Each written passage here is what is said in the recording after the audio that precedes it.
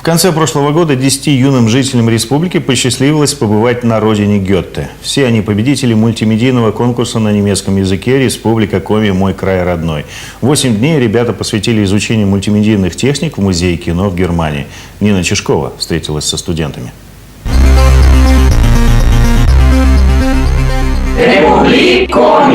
Этот трехминутный ролик – результат кропотливого труда обычных школьников под руководством Артура Клозе, немецкого мэтра мультимедии.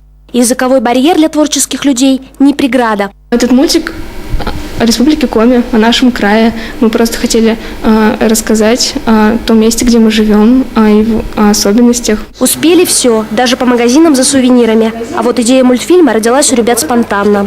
Всем скопом мы это все придумали.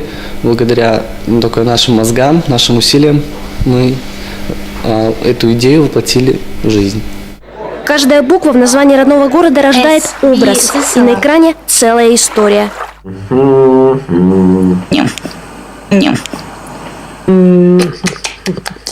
Ням-ням-ням. Школьники уверены, во Франкфурт они еще вернутся, а кто-то из них попробует себя и в качестве мультипликатора. Нина Чешкова, Олег Юшков, телеканал Юрган, Сыктывкар.